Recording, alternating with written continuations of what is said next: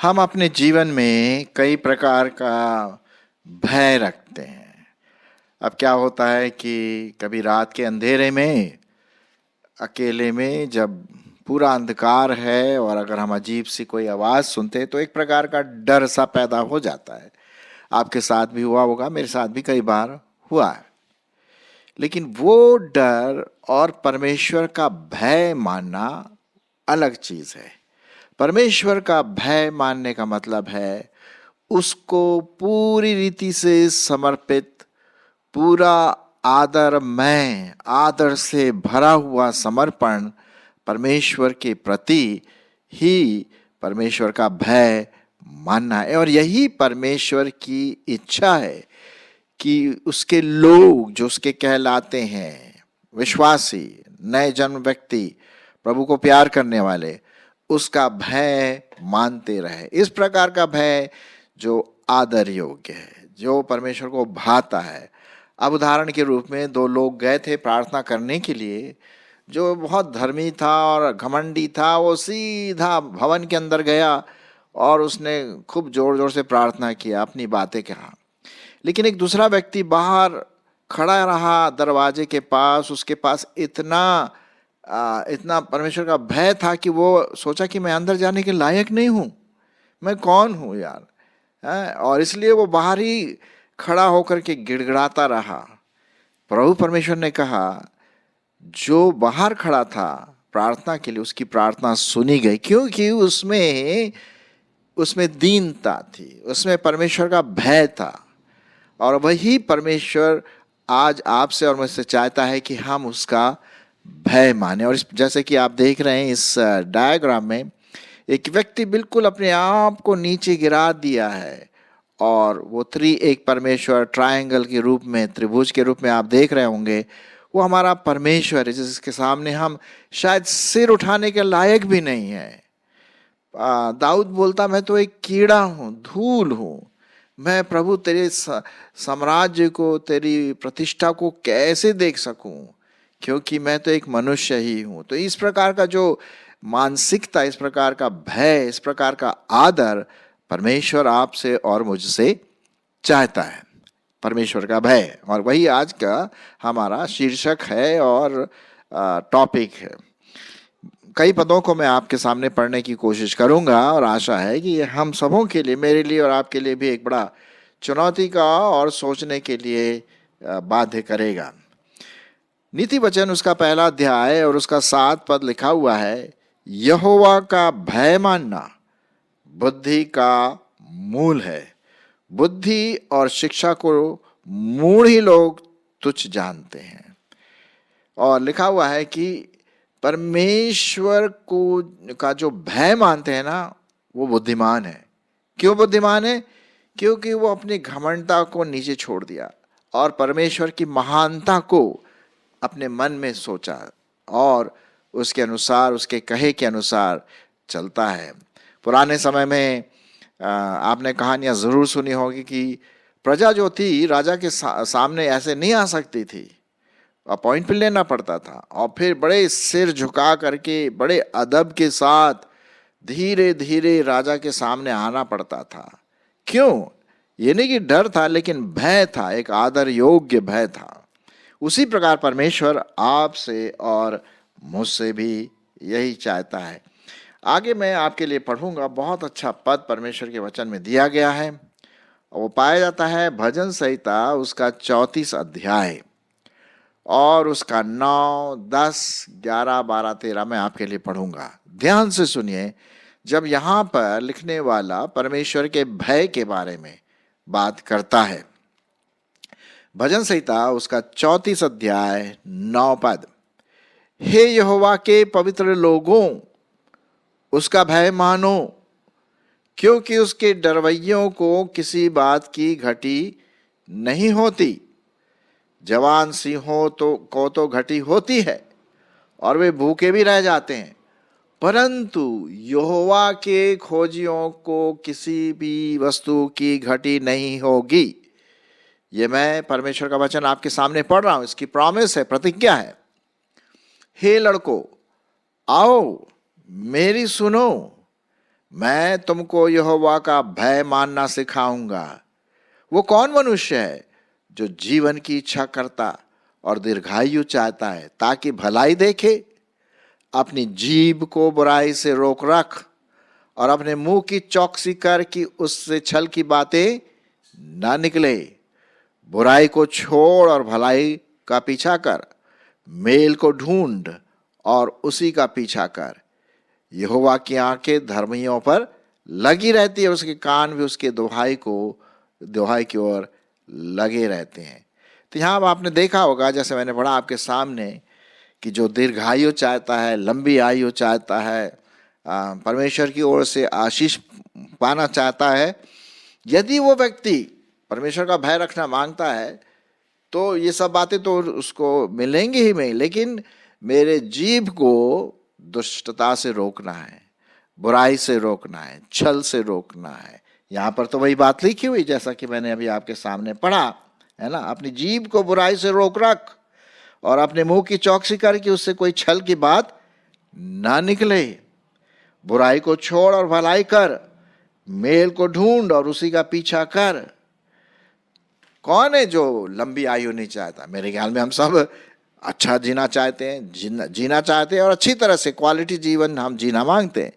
लेकिन इसके लिए हमें मनुष्यों का नहीं, परमेश्वर का भय मानना है। उस पर वो पूरा ट्रस्ट, वो पूरा विश्वास परमेश्वर के सामने रखना है। परमेश्वर के भय मानने का मतलब क्या है? सकारात्मक रूप से उसके ऊपर पूरा ट्रस्ट, पूरा विश्वास, आदर, महिमा उसको दें और अपने आप को दीन करें और बुरे कामों से पीछा छोड़े, बुरे कामों को छोड़ दें। तभी हम कह सकते हैं, तभी परमेश्वर का वचन कह सकता है कि हाँ, इस व्यक्ति में परमेश्वर का भय पाया जाता है। मैं कुछ पदों को आपके लिए पढ़ने की कोशिश करूंगा।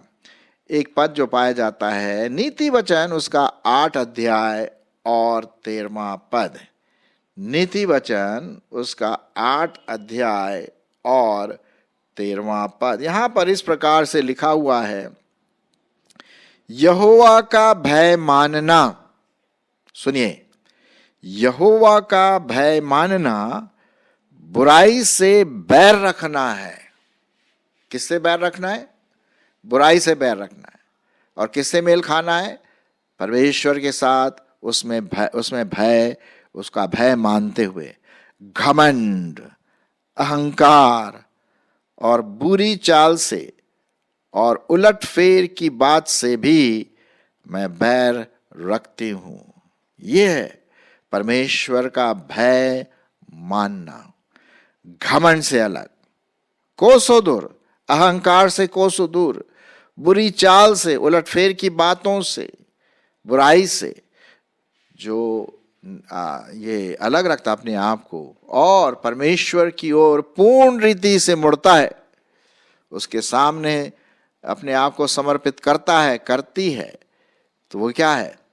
वो परमेश्वर का, त्रिएक परमेश्वर का भय मानते हैं। और यही परमेश्वर आपसे और मुझसे चाहता है। जैसे मैंने अभी पढ़ा आपके सामने कि यहोवा का भय रखना बुद्धि का मूल है। आपको अगर बुद्धि चाहिए, ज्ञान चाहिए साहब, तो परमेश्वर का भय रखना है ना, और किसी का भय नहीं। देखिए, किसी ने कहा, बहुत अच्छी बात कही, यदि आप मनुष्यों का भय रखेंगे ना तो सब मनुष्यों का भय मानना पड़ेगा। लेकिन यदि आप परमेश्वर का भय रखेंगे तो जरूरी नहीं कि आप मनुष्यों का भय माने। जब आप परमेश्वर का भय मानते हैं, भय रखते हैं, तो आपको किसी से डरने की क्या जरूरत है? जरूरत ही नहीं, क्योंकि भैया वो हमारा परमेश्वर है, सृष्टि करता है, सर्व सामर्थी है, सर्वज्ञानी है, सर्वव्यापी है। और उस महान महान अद्वैत परमेश्वर का जब हम भय मानते हैं तो भैया हमें और किस बात की जरूरत है? डरने की सवाल ही नहीं उठता, है ना। बाइबल में तो ये लिखा हुआ है। लेकिन नकारात्मक चीजों से हमें क्या करना है? हेट करना है, ईवल से, बुरी बातों से। चलिए, और पदों को मैं आपके सामने पढ़ता हूँ। अय्यूब की किताब उसका 28 अध्याय, यदि आपके पास बाइबल है तो आप भी खोल सकते हैं। अय्यूब की किताब उसका 28 अध्याय और उसका 28 पद, क्या लिखा हुआ? तब उसने मनुष्य से कहा, देख, प्रभु का भय मानना यही बुद्धि है, और बुराई से दूर रहना यही समझ है। भय मानना एक तरह से परमेश्वर के साथ लिपट जाना है, एक हो जाना है ना, आत्मिकता में, मानसिकता में। और नकारात्मक रूप से हमें बिल्कुल दूर रहना, परे रहना है बुराई से। अब कभी कभी आप जानते हैं हमारे जीवनों में उल्टी सीधी बातें आ जाती हैं, नकारात्मक चीजें आ जाती हैं, कानाफूसी की बातें आ जाती हैं, घमंड आ जाता है, अभिलाषाएं कभी कभी जन्म लेती है हमारे दिमाग में। तो भाई ये फिर जब ऐसी बातें आती हैं तो ये एक इंडिकेशन है कि परमेश्वर का भय में कहीं कमजोरी हो रही है और हम अपने सही मार्ग से क्या हो रहे हैं? भटक रहे हैं। अपने सही मार्ग से हम क्या हो रहे हैं? भटक रहे हैं। इसलिए बहुत जरूरी है कि हम उस परमेश्वर को अपने जीवन में, अपने मस्तिष्क में, अपने दिमाग में, अपने व्यवहार में, अपनी मानसिकता में पूरी रीति से लगे रहें। एक प्रकार से लगन है ना, एक प्रकार से डिजायर, एक इच्छा, परमेश्वर की इच्छा जो कि हमारा टाइटल भी है, वो उसमें हम लगे रहें और बुराई से बिल्कुल परे रहें। नीति वचन उसका 14 अध्याय, और भी कुछ पदों को मैं आपके सामने पढ़ना मांगता हूं। 14 अध्याय और 27 पद, यहां पर इस प्रकार से लिखा हुआ है, यहोवा का भय मानना। सुनिए, बहुत बड़ी बात यहां पर लिखी हुई है, ये परमेश्वर का वचन है। यहोवा का भय मानना जीवन का सोता है। लो साहब, जीवन का सोता है, और उसके द्वारा लोग मृत्यु के फंदों से क्या हो जाते हैं? बच जाते हैं, बच जाते हैं। ये है ना। अब यहां पर जीवन और मौत का एक प्रकार के से तुलनात्मक बातें यहां पर हो रही है। ठीक है, जीवन का सोता मतलब परमेश्वर का भय मानना, और अगर मृत्यु के पीछे चलना चाहते हैं लोग तो भैया परमेश्वर के भय से अलग हो जाते हैं। यही लिखा हुआ यहां पर। तो कौन मृत्यु को पसंद करेगा भाई? कौन? मैं नहीं सोचता कि आप मृत्यु को पसंद करते हैं, कोई भी व्यक्ति। मैं अगर लोगों से बोले भाई कितने कितने लोग जीना मांगते हैं, मेरे ख्याल में हम सब हाथ उठाएंगे, है ना।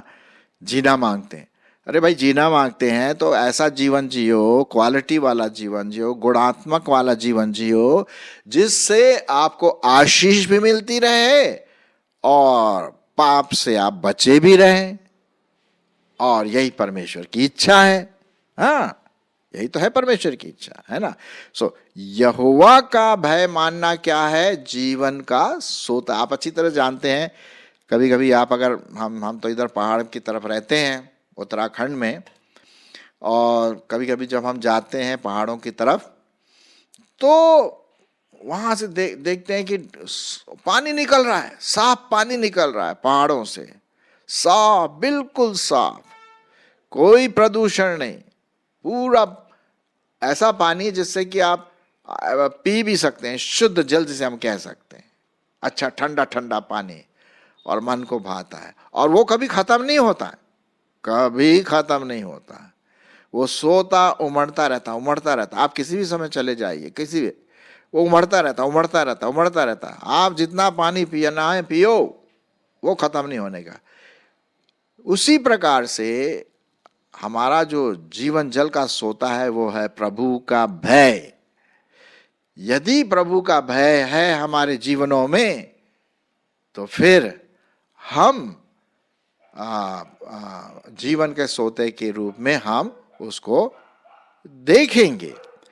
यहोवा का भय मानना जीवन का सोता है और उसके द्वारा लोग मृत्यु के फंदों से बच जाते हैं। ये परमेश्वर का वचन यहाँ पर लिखा हुआ है। ठीक है, चलिए आगे और बढ़ते हैं। एक और पद मैं आपके लिए पढ़ूंगा, भजन संहिता 25 और उसका 14 पद। भजन संहिता 25 और उसका 14 पद क्या लिखा हुआ है, जरा देख लेते हैं परमेश्वर का वचन।